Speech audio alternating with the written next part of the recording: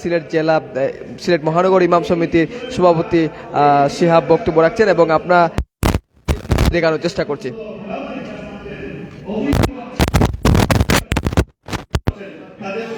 আপনারা অবশ্যই নেবেন, নিজে নিজে কোনো আমল করার চেষ্টা করবেন না।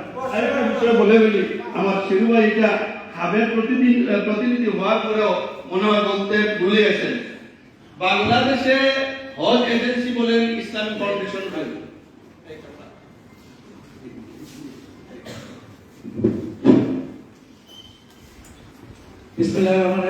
সরকারি এবং বেসরকারি ব্যবস্থাপনায় 2022 2 দিনব্যাপী প্রশিক্ষণ কর্মশালায়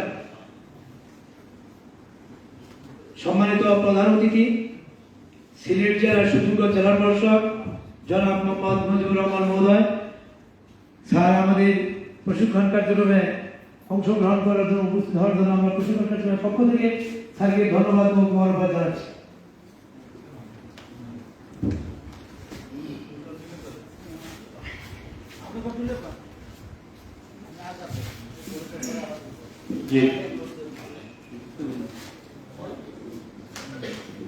আমাদের জেলা প্রশাসক মহোদয় জনাব মুজিবুর রহমান স্যার আসছেন, আমরা হাজী সাহেব এবং ইসলামী ফাউন্ডেশনের পক্ষ থেকে মুবারকবাদ জানাই। আমরা আরেকটু হজের মূলমন্ত্র আরেকবার পড়ি, লাব্বাইক আল্লাহুম্মা লাব্বাইক লাব্বাইক লা শারীকা লাক লাব্বাইক ইন্নাল হামদা ওয়ান নি'মাতা লাকা ওয়াল মুলক লা শারীকা লাক। সম্মানিত সুধীবৃন্দ, আমরা বলতেছিলাম যে আমাদের শারীরিক ফিটনেস যেটা আমরা তৈরি করতে হবে। হজের আগে এই 5 দিনের আগে আমরা উমরা করে যেন ক্লান্ত না হই। আমাদের দেশের আবহাওয়া আর সৌদির আবহাওয়া, আমাদের এখন 28, 29, 30 এইভাবে এই তাপমাত্রা থাকে, সৌদিতে গিয়ে পাবেন আপনি 45-এর কাছাকাছি। যার কারণে এখানে দিনের বেলা যদি আপনি উমরা করতে যান, তাহলে সৌদির যে গরমটা, সেই গরমটা আপনাকে অ্যাটাক করে সৌদির যদি তাপ হয়, জ্বর যদি হয়, তাহলে বাংলাদেশের জ্বরের মতো না, 103-এর নিচে আসে না, 3.5-এর উপরে থাকে। যার কারণে আপনি অসুস্থ হয়ে যাবেন। এই বিষয়ে খেয়াল রাখার দরকার।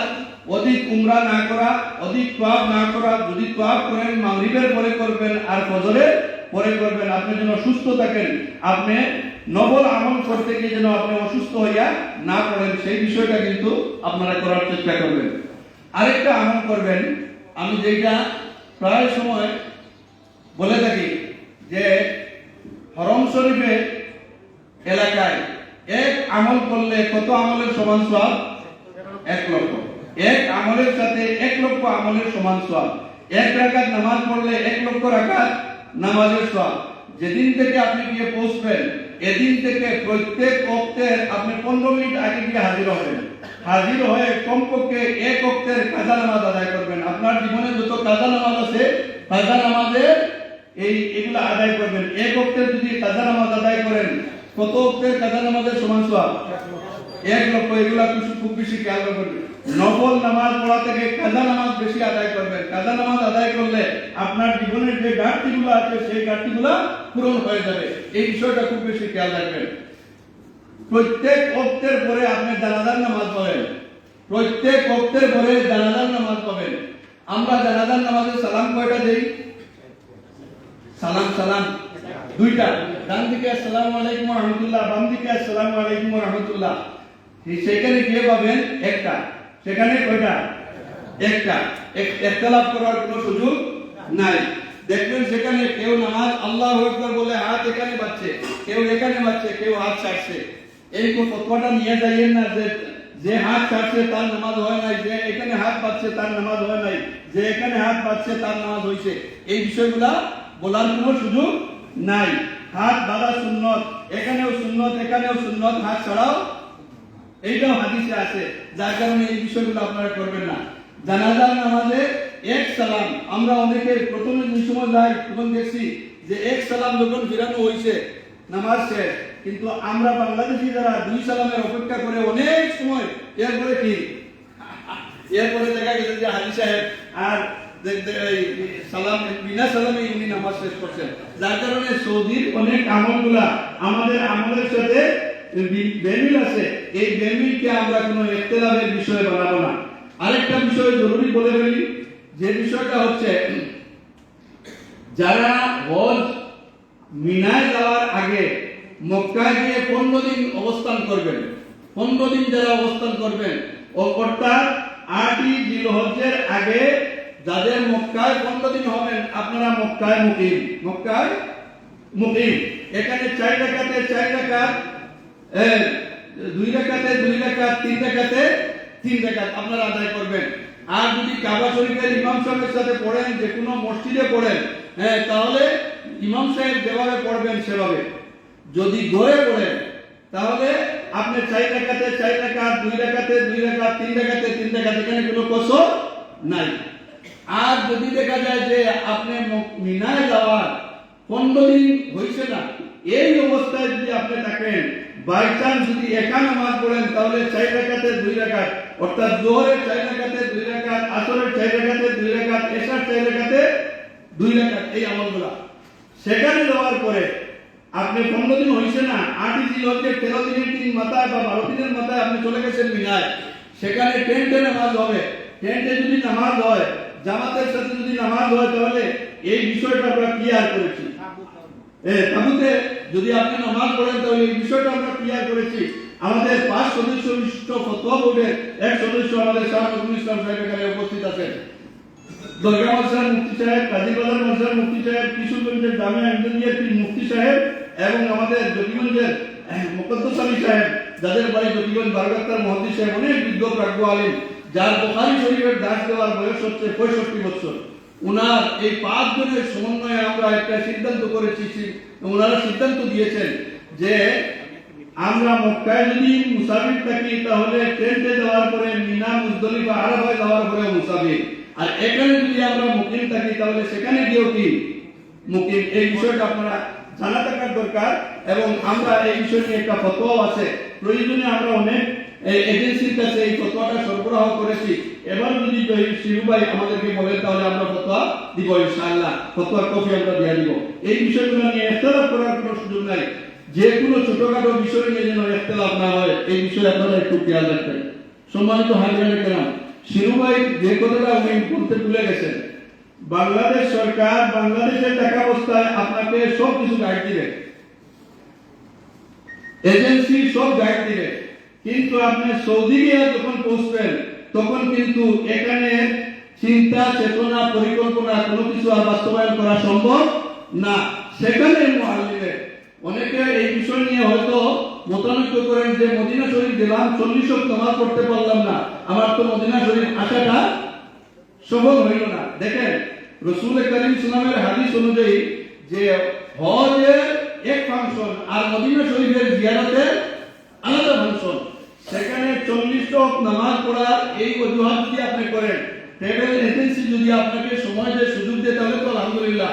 যদি শিডিউলে না থাকে তাহলে 40 ওয়াক্ত আদায় না করে আমি যাব না, এই কথা বললে সৌদি আইনের আওতায় আপনারা পড়বেন। মনে রাখবেন, সৌদি আইনের আওতায় আপনারা পড়বেন। আমাদের দেশের আইন আর সৌদির আইন সমান না ব্যবধান? অনেক ব্যবধান। নতুন জায়গায় গিয়ে আমাদের বাংলাদেশের সেই বিষয়গুলো আপনারা উপস্থাপন যদি করেন, নিজেও অসুবিধায় পড়বেন এবং পুরো কাফেলাকে আপনি অসুবিধায় বলাবেন। মহিলাগণ, যে সমস্ত মহিলাগণ আছেন, আপনারা জানাজার নামাজ কোনোদিন আদায় করেন নাই, না করছেন? কোনোদিন আদায় করেন নাই। যেহেতু ফরজ নামাজের পরে জানাজার নামাজ আদায় হয়, জানাজার নামাজের সানা, দুরূদ শরীফ এবং জানাজার নামাজের মূল যে দোয়া, সেই দোয়াটা পড়া সুন্নাত। যদি পারেন আলহামদুলিল্লাহ, না পারলে তাকবীর দেওয়া ফরজ। ইমাম সাহেবের সাথে শুধুমাত্র তাকবীর দিবেন যে আমি এই সুবহানাকা পড়তে জানলাম না, দুরূদ শরীফ পড়তে পারলাম না, নামাজের দোয়া পড়তে পারলাম না, আমার জানাজার নামাজ হইল কি হইল না, এই বিষয় নিয়ে গবেষণা চিন্তা করার কোনো দরকার নাই। শুধুমাত্র তাকবীর দিলে আপনার জানাজার নামাজ আদায় হয়ে যাবে।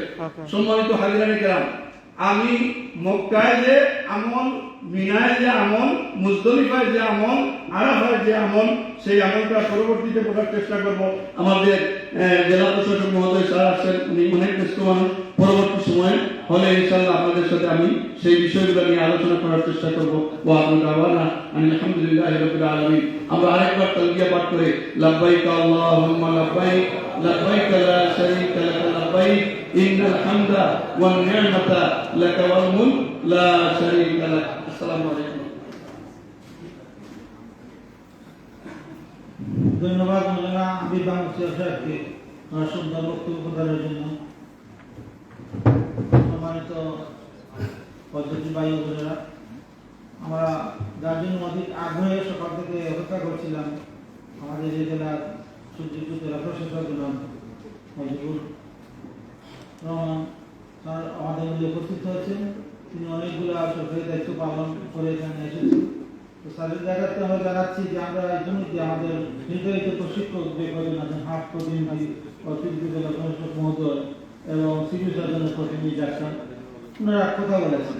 তো আমরা এই পর্যায়ে এটা দিয়ে নির্দেশনামূলক বক্তব্য আশা করতেছি আজকে প্রধান অতিথি মহোদয়ের কাছ থেকে, এবং আমাদের এই যে 2 দিন ব্যাপী প্রশিক্ষণ কার্যক্রম সেটা উদ্বোধন ঘোষণা করার জন্য।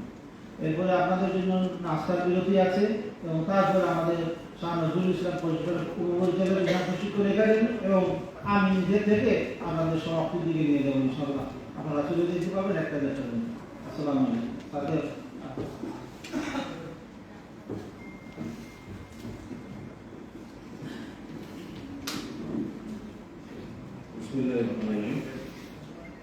আমাদের মাঝে উপস্থিত অতিরিক্ত জেলা প্রশাসন সার্বিক উপপরিচালক, আমাদের পরিচালক ইসলামিক ফাউন্ডেশন,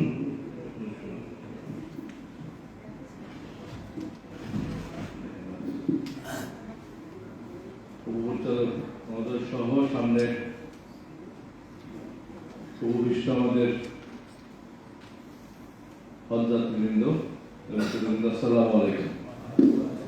ভালো আছেন সবাই? আলহামদুলিল্লাহ। আপনারা আমি শুনছিলাম আমাদের যিনি বলছিলেন আমাদের আমাদের শিহাব সাহেব, না চমৎকার বলছিলেন, ওনার জীবনের অভিজ্ঞতা থেকে উনি একাধিকবার হজব্রত পালন করেছেন, সে অভিজ্ঞতা থেকে কিন্তু কথাগুলি বলছিলেন। আমরা সবাই জানি যে আমাদের ইসলামের যে 5টি স্তম্ভ রয়েছে এর ভিতরে হজ, এবং হজ এটি সবার জন্য ফরজ নয়, যাদের সামর্থ্য রয়েছে তাদের জন্য ফরজ।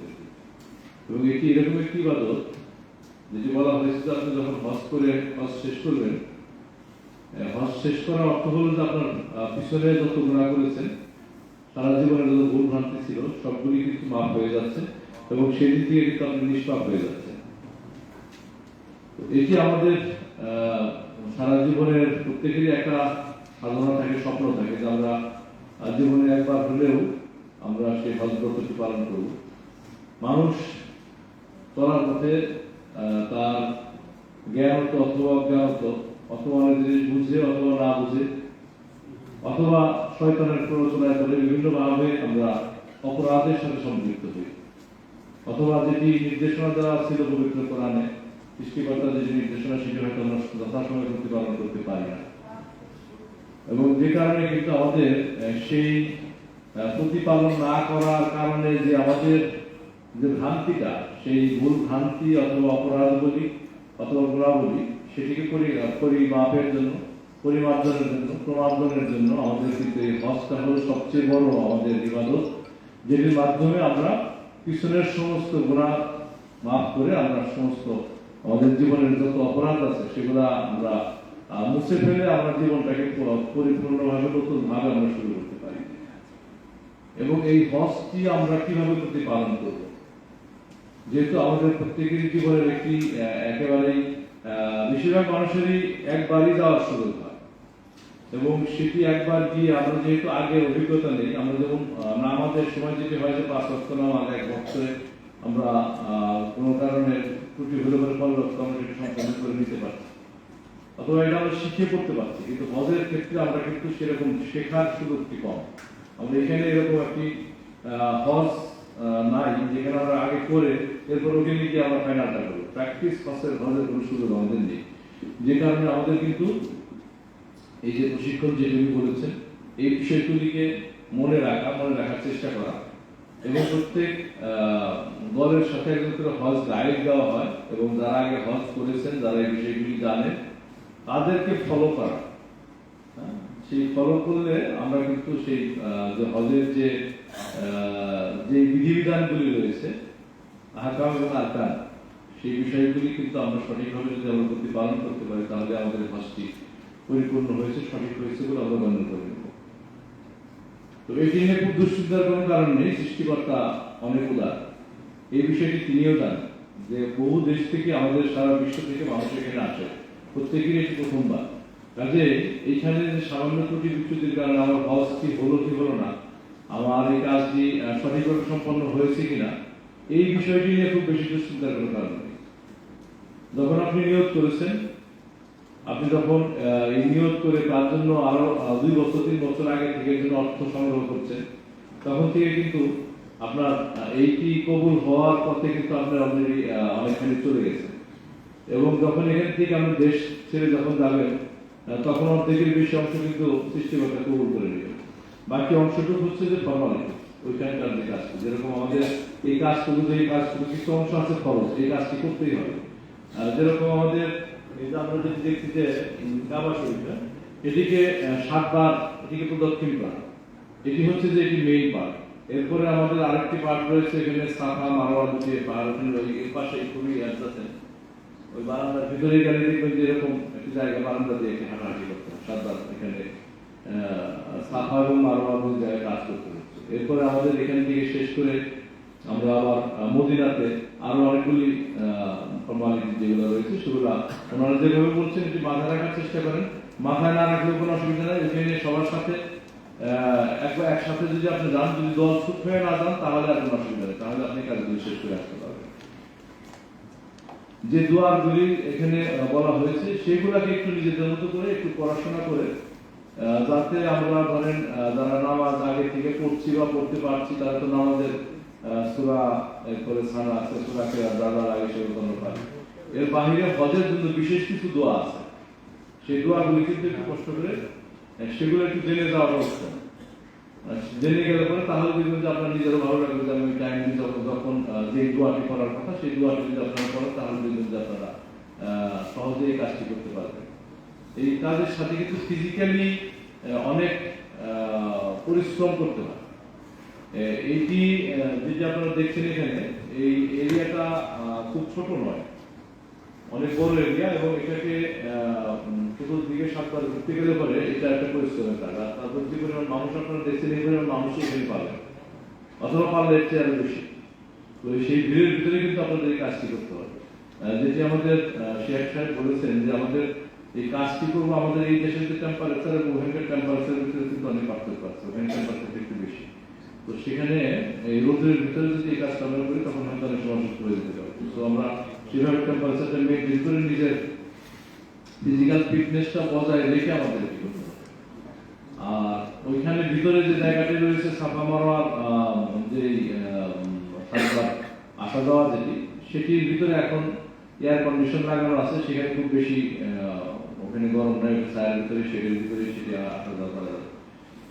আর বাকি যে কাজগুলি রয়েছে আমাদের মদিনাতে, সেগুলাতে কিছু জায়গায় শেডেড, কিছু জায়গায় আবার যদিও আমি পূর্ণ হজ যেটি সেটি করি নাই, বাট ওমরা করেছি, যেহেতু আমি এই অংশটা আমার মোটামুটি ধারণা রয়েছে। তো সেই ক্ষেত্রে আপনাদের এই কাজটি একটু যেহেতু পরিশ্রম সাধ্য, সে কারণে ফিজিক্যালি নিজেদেরকে ফিটও থাকতে হবে। হ্যাঁ, যদিও কিছু হুইল চেয়ার বা এরকম কিছু আলোচনা থাকে, তবে সেটি ব্যবহার না করাই ভালো। আমরা যতটুকু পারা যায় নিজেরা হেঁটে সেই কাজগুলি করব। তো আপনারা সেখানে যাবেন, সেখানে আপনাদের থাকা এবং সেখানকার যে ইবাদতের যে বিষয়গুলি রয়েছে, সেগুলা সঠিকভাবে আপনারা করে আসতে পারেন, সেটা আমরা প্রত্যাশা করি। আমাদের প্রথম দিকেই যদি সমস্যা হয় যে যাওয়ার সময় বিমানে আমাদের এই প্রবলেমটা হয় যে আমরা হয়তো শিডিউলটা আমরা পাই না, বা কে কখন যাবো সেই শিডিউলটা অনেক সময় ঠিক থাকে না, চেঞ্জ হয়ে যায়। প্রচুর লোক যেহেতু সেখানে যাচ্ছে, তো যে কারণে আমাদের অনেক সময় এটা একটু ছোটখাটো হয়তো একটু এরকম হতে পারে। তো এই বছর আগে থেকেই আমাদের সেই সতর্কতাটি রয়েছে, যে বছর হাজির সংখ্যা আমাদের তুলনামূলক কিছু কম, আবার বয়স বয়স্করা এটা বার করে দিয়েছে, যারা বেশি বয়স্ক তারা এই বছর তাদেরকে নিরুৎসাহিত করা হচ্ছে, তারা যেতে পারছেন না। তো যারা যাচ্ছেন তারা সেটি মাথায় রেখে ধৈর্য সহকারে সেটি প্রতিপালন করা। আর ইসলাম কিন্তু আমাদের সেই ধৈর্যটি একেবারে প্রথম থেকে সবগুলি কাজে আমাদেরকে সেই ধৈর্যটি শেখায়, এবং একই সাথে নিজের স্যাক্রিফাইস দেওয়া, নিজের ত্যাগ করা, নিজে একটু কষ্ট করে আরেকজনকে সাপোর্ট দেওয়া, আরেকজনকে সহযোগিতা করা, সেই মানসিকতা ইসলামের একেবারেই প্রাথমিক যে ধারণা সেখান থেকে আসছে। আমাদের একেবারে প্রথম থেকে আমরা এটি আমাদের মাথায় থাকতে হয় যে আমরা একজন মুসলিম, আমরা মুসলমান হিসেবে আমরা নিজের জন্য, নিজের স্বার্থের জন্য অথবা নিজের সুবিধার জন্য যেটুকু না করবো, অন্যের জন্য একটু বেশি পরিমাণে করবো তার চেয়ে। সেটা যদি আমাদের মাথায় থাকে তাহলে কিন্তু আমরা দেখবো যে আমরা কাজ করানো সহজ হয়ে যাবে। অন্যজনকে সাপোর্ট দেওয়া, আমরা যারা গ্রুপে যাচ্ছি একজনের যদি কষ্ট হয়ে যায় আরেকজনের বা বাকিরা তাদেরকে সাপোর্ট দিয়ে তাকে সাথে করে নিয়ে যাওয়া, নিয়ে গিয়ে মুভমেন্টটা করা, তাহলে দেখবেন যে আমরা সবাই মিলে সুন্দরভাবে এটি করে রাখতে পারবো। নিজেদের ভিতরে ইউনিটিটা বজায় রাখা, নিজেদের সাথে সম্পর্কটা, সুসম্পর্কটা ধরে রাখা, বজায় রাখা, যাতে ছোটখাটো অনেক বিষয় নিয়ে, খাওয়া নিয়ে অথবা থাকা নিয়ে অথবা বিছানাটা নিয়ে অথবা ব্যাগটা নিয়ে, এই সামান্য কিছু বিষয় থাকে সেগুলো নিয়ে যাতে আমাদের নিজেদের কোনো মনোমালিন্য অথবা এরকম কোনো বিষয়টা যাতে আমাদের তৈরি না হয়, সেটা আমরা খেয়াল রাখবো। যেহেতু আমরা সেখান থেকে পরিপূর্ণভাবে আমরা নিষ্পাপ হয়ে ফিরে আসবো, তো আমরা সেই নিয়োগটা আগে থেকেই করবো যে আমরা ফিরে আসার পরে যাতে আমাদের সেই লাইফস্টাইলটাও সেভাবে চলে, আমরা আমাদের ছেলে মেয়েদেরকে সেইভাবে সৎ পথে পরিচালনা করার শিক্ষা দেওয়া এবং নিজেদেরকেও সেই মানসিকতা সেইভাবে গড়ে তোলা, সেটি আমরা করবো, সেটা আমরা প্রত্যাশা করছি। আপনাদের অনেক সময় নিলাম, আমি ইচ্ছে করে আমার আরেকটা প্রোগ্রাম ছিল সেগুলো সেরে আসছি। আমি চিন্তা করছিলাম কালকে আসবো কিনা, যেহেতু আপনারা ওদের কালকে আর আসবেন না, একদিনই আপনারা থাকবেন, তো আপনাদের সাথে একটু দেখা হওয়া দরকার। আপনারা সেখানে যাচ্ছেন, অন্তত আমাদের জন্য আপনারা দোয়া করবেন, আমরা আপনাদের জন্য দোয়া করি যে তোমরা সুস্থ সুন্দরভাবে সেখানে যান এবং সুস্থভাবে সেখানে থেকে ফিরে আসেন। আমরা সরকারের পক্ষ থেকে আপনাদের যেটুকু সহযোগিতা করা দরকার সেটি আমরা যেরকম এখানে করছি, ওখানেও আমাদের সরকারের একটি পার্ট সেখানে রয়েছে, আমাদের ইন্ডাস্ট্রি রয়েছে। আমাদের আগের জেলা প্রশাসক সাহেব তিনি ওখানে মদিনাতে মক্কাতে আমরা এখানেই, তার সাথে হয়তো অনেকদিন দেখা হবে, যাদের পরিচয় আছে তাদের সাথে হয়তো দেখা হতে পারে। উনি হয়তো সেখানে থাকবেন আপনাদের সাপোর্ট দেওয়ার জন্য অথবা অন্য কোনো কাজে যাতে আপনাদের সেই সাপোর্টটি দেওয়ার জন্য। আমাদের ওখানে সরকারের পক্ষ থেকে আরো অনেক কর্মকর্তারা সেখানে রয়েছেন, আরো কিছু কর্মকর্তা সেখানে যাবেন হজ উপলক্ষে আপনাদেরকে সাপোর্ট দেওয়ার জন্য। আমরা আশা করছি সরকারের পক্ষ থেকে আমাদের সেই আপনাদের প্রতি সাপোর্টটা থাকবে, আপনারা সুস্থ সুন্দরভাবে হজ সম্পন্ন করে সুস্থভাবে আবার দেশে ফিরে আসেন, সে প্রত্যাশা ব্যক্ত করছি। আপনাদের সকলের সুস্বাস্থ্য কামনা করছি, সবাই ভালো থাকবে। আসসালামু আলাইকুম।